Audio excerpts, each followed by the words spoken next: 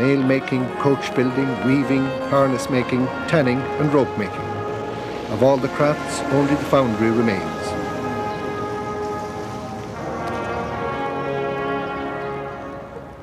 May Power, John's wife, and one of the many grandchildren. John and May have 3 girls and 4 boys. This is Seamus Power. John has handed over the running of the place to him, more or less. Don't be jumping, Dave. This is a family-run business in the truest sense. They're a very close-knit family, lovely to see in this day and age. Grandchildren and sons-in-law come and go and help as they can. But let Seamus introduce us to the rest of the family. That's me, Seamus Power. I'm the one that has to do all the donkey work and all the heavy going. And that's my other brother, David. He's responsible for all the good and bad castings that you'll see. Kevin is my younger brother. And Tommy, who lives up the street, he drops in every now and again for a fag and to give us a bit of a hand. We can make anything in cast iron that we're asked to make. Tables and chairs, manhole covers and fire grates. And we even got an order for a man who found a garden chair in the river when they were dredging the river. It dates back to Victorian times. So he wants an opposite leg for to make up a garden bench. And the pattern of the garden bench will be the first thing to be put down in a mould this morning. The pattern will be encased in sand, which is enclosed in an aluminium box and is in 2 halves. David and Tommy Wall fill 1 half of the box with moulding sand and ram it home. Diesel oil is brushed onto the pattern to prevent condensation from forming and to make it more easily removed from the mould.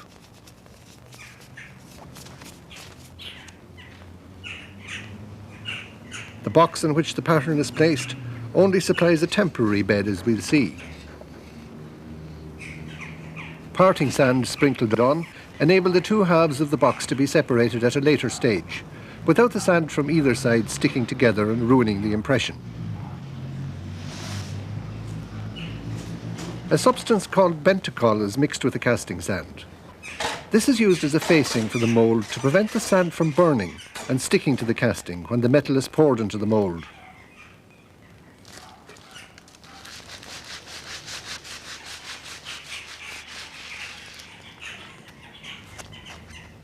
This half of the box, which has been placed over the pattern, will become the bottom of the mould. But first it must be filled with casting sand.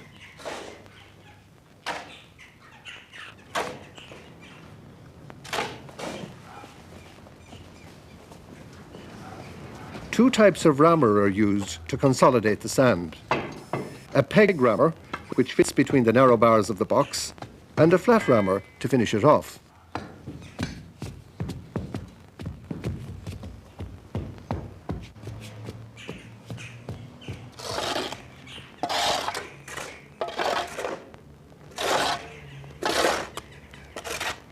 Piercing the sand with wire is called venting and will allow the expanding gases of the hot metal and steam from the sand to escape.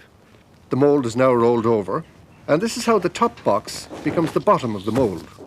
The sand from the other half, which has served its purpose, is discarded.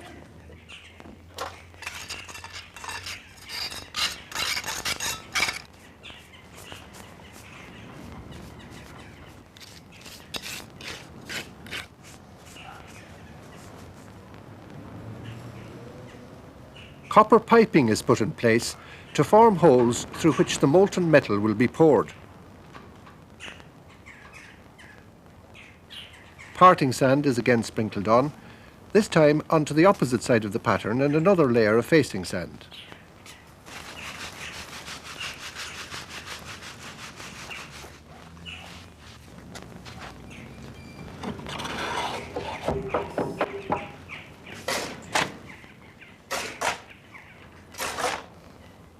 Pattern making is a craft in its own right, and large foundries employ pattern makers to prepare the patterns for moulding. These are often made in wood and then cast in aluminium and can take weeks to make. The Powers, if they do not use an old and perfect casting as a pattern, make up their own. David is now forming the cupped opening into which the molten metal will be poured.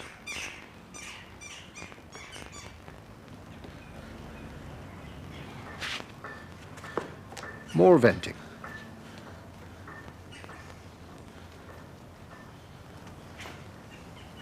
Right. Or something on it.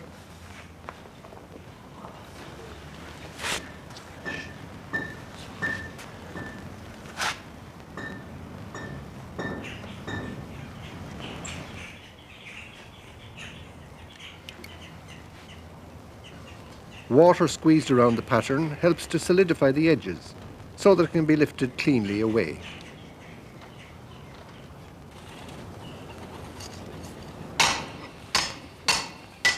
Wrapping the pattern helps to free it from the sand and prepares it for the most crucial part of all, the lifting free. 2 small hooks are inserted into the holes in the pattern to make the job possible.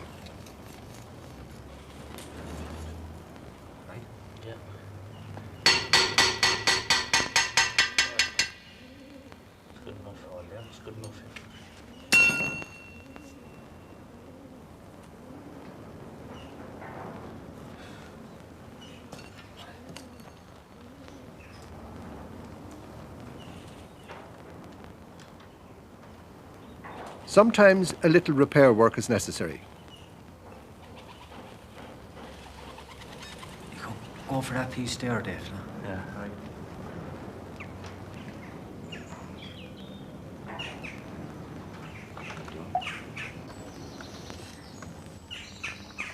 As soon as this repair work is completed, channels are cut which will carry the molten metal into the pattern by way of the ports in the top box. There are 2 openings for delivering the metal to this garden chair, which will have to be poured simultaneously to maintain a constant flow and pressure.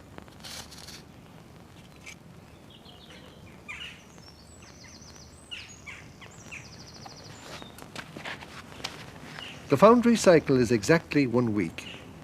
Moulding, which starts on a Monday, will continue until Thursday evening, when the whole floor of the casting area will be covered with boxes.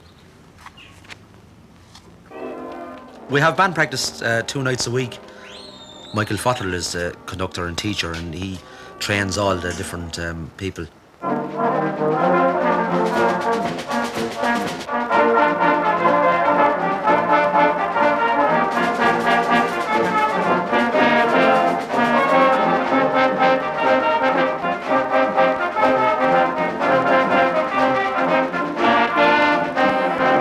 Well, I started off playing music with Sister Aidan, nun in the girls' school as an infant.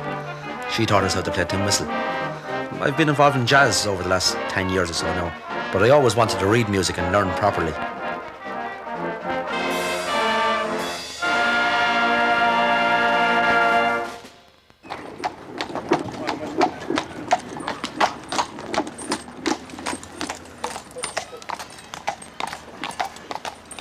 We get our scrap from the Connors family who live over the road. My father is the one for looking after the scrap because he's been at the business a long time. He's always had a keen eye for a good bit of scrap. Can throw it off there? Huh?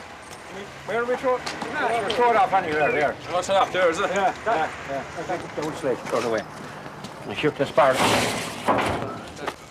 We only use the best kind of scrap cast iron because we don't use any chemicals, so we have to pick and choose our scrap very carefully. If there's so much steel in the metal, it hardens the metal, makes it very brittle.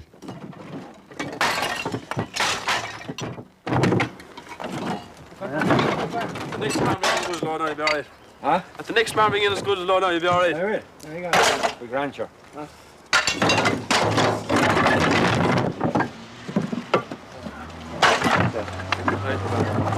Excellent.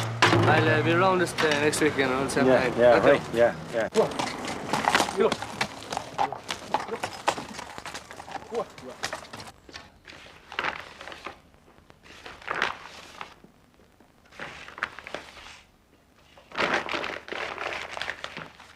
In some of the jobs, like the manhole covers, we do have to use what they call cores for the lay of holes for keyways and hinges. This is a job for my father. It's a job we leave to him. The cores are made of a mixture of sea sand, linseed oil, and flour.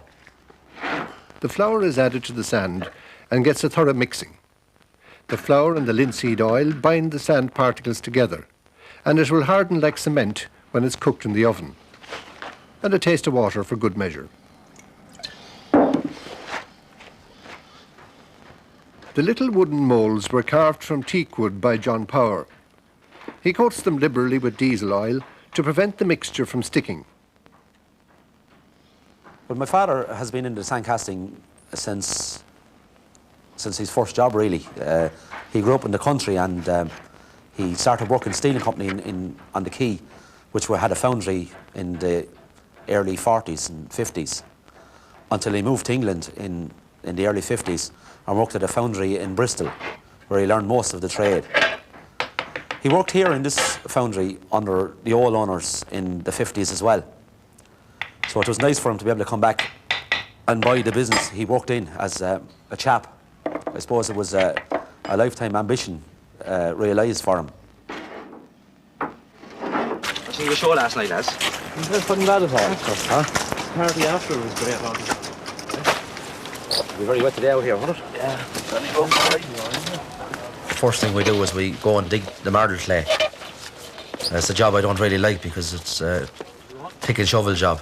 Doesn't look very good. Do we need much this time, lads? No, just the 4 bag.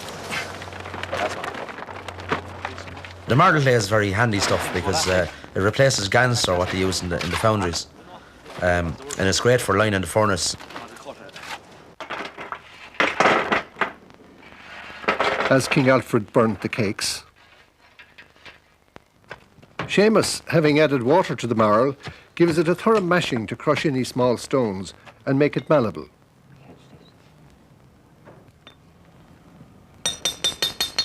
Mould making continues.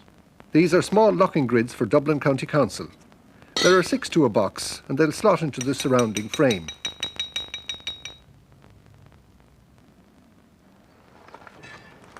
Right, Pat. Ready for that?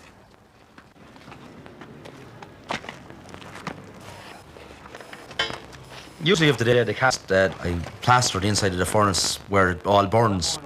It usually burns maybe a couple of inches into the bricks of the furnace. So you have to plaster it every time. There's nothing there at all. I'm pushing in. Why didn't you just say it? Yeah, sure, I'm saying it. The cores will occupy the space where hinges and keys will fit and prevent the metal from forming. These can only be fitted on the day of the casting and must be bone dry. If they take up moisture, they could cause an explosion within the mould during the casting.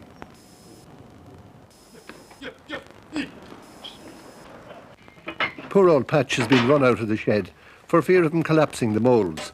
The rats will have another day of peace.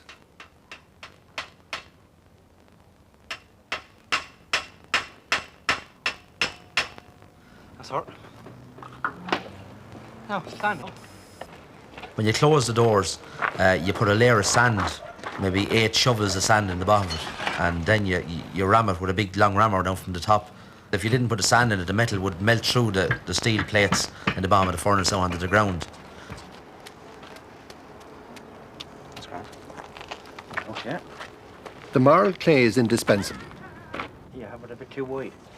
The metal chute which carries the molten metal must be lined with it.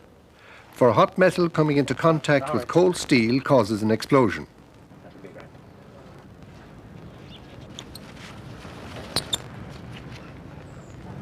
When I came here first, a lot of the scrap was mowing machines and turnip machines and all more or less farming implements. But over the years now, it's kind of got into you have a kind of a new wave of scrap coming in, like a lot of the old type forcing tractors, and they have it brown. But the biggest problem with tractors and engine blocks is they all have to be cleaned out, all the pistons and the crankshaft and all the nuts and bolts.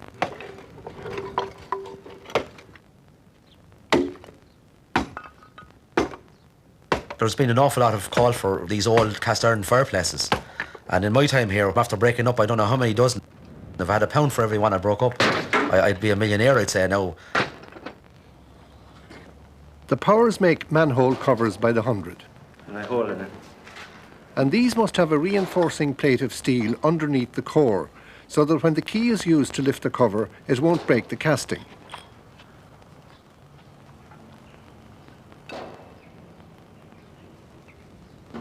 A large lump of cast iron, impervious to the hammer blows, is jockeyed into position.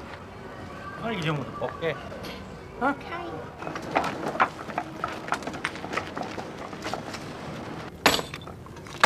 The fire in the furnace will be kindled with wood. A special furnace coke is used for the firing. It will be mixed with limestone to purify the metal. Pat Cahill is a son-in-law who helps out on the day of the casting.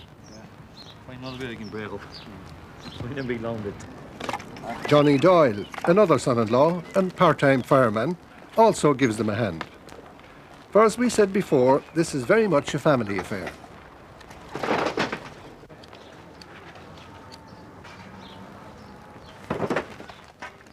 Only coke is shovelled on at this time, and the metal and limestone will be added later. It takes up to 3 hours before the fire is hot enough for the fan to be switched on. Well, my father is more or less retired now from business, but he still be up around the yard keeping an eye on us, go around tormenting us, following us around, making sure that everything are done the way he'd like them done. But the only thing about this whole job is that he does have good advice because he's been through a lot himself. This one? Slag, the waste from the metal which floats to the top, will flow through a hole in this door.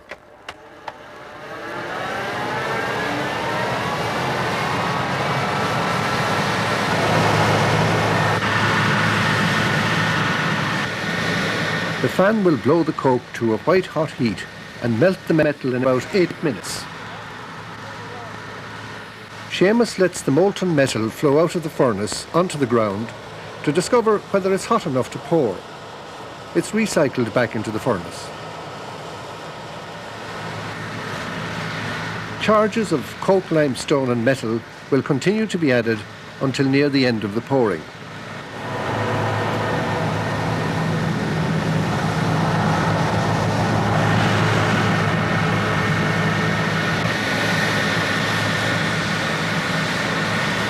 My father still can't resist coming up around the yard and grabbing a ladle of metal when the furnace starts going. He gets very excited with the metal because it's maybe living with danger so much that he can't resist the temptation to be involved. Living with danger is right. Molten metal is very unpredictable material and can bounce in all directions.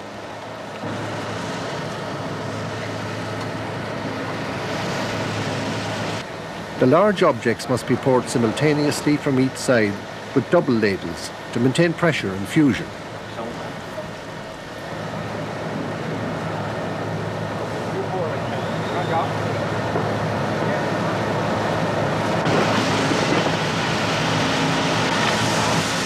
The only use for the slag is as a filling for paths and roadways. With glare off the metal, it'll blind you for a split second, so you have to kind of be used to where you're looking all the time. The furnace melts so fast, actually it melts quicker than we can take the metal away from it sometimes. And you have to keep going as fast as you can go. There's no time for breathers or a break. At the end of the day, it's nearly unbearable, the heat inside. You could have a steam bath. You wouldn't mind going across to the pub and getting a few pints when you finish. May Power is always present at the pouring, just to keep an eye on the family. Her presence is never resented. The men know she's anxious for their safety.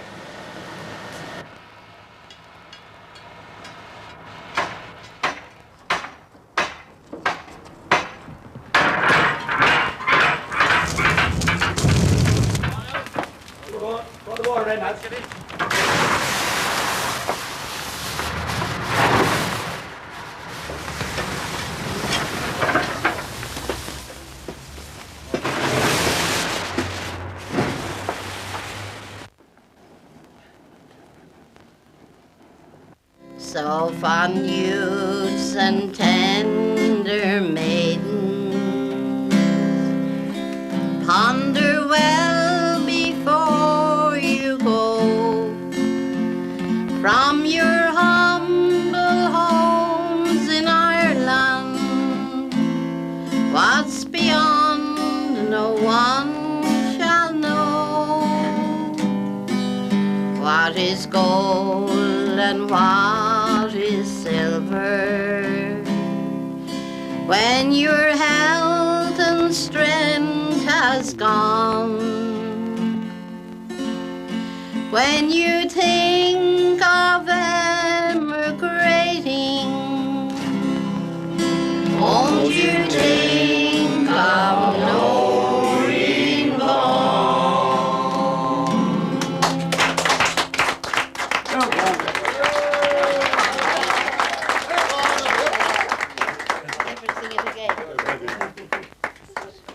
I'm a little bit smaller than you, so I'm all right. Or a little bit bigger. Bigger would be more like it. Yeah. Yeah, I bet you'll be lovely on you now. Yeah, it's kind of dropped waist, you know. It's similar actually to the dress you have. He's just in his prime here now with the sandwiches. Come on with some more. Enjoying his hand. Yeah, double teeth. If you had the false teeth, you wouldn't be able to eat the steak anyway, sorry. Sure. You'll be able to afford a new one. I think you have enough now. I'm going to say. Thanks, man, now. Oh, sure. Hit Nick to need your shams. Right? Right, boy. On the bubble. On Tommy. On the bubble. Take the ribbon from your head. Shake the lips and let it fall. Lay it soft against my face. Like the shadows on the wall. Come and lay down by my side. Yeah. Till the early morning rise. All I'm taking is your time. Yeah. Help me make it through the night. Here we go.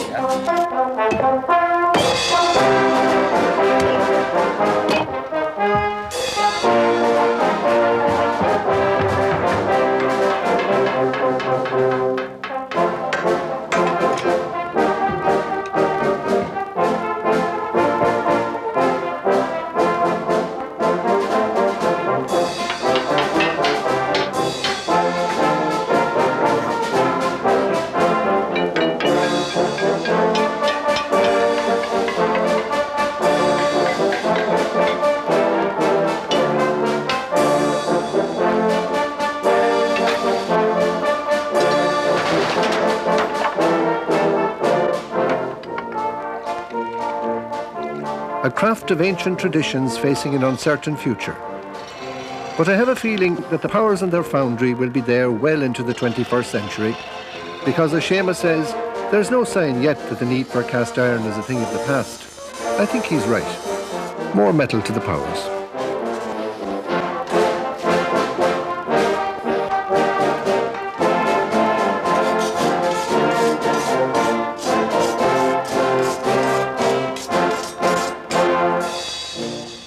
That's a grand job.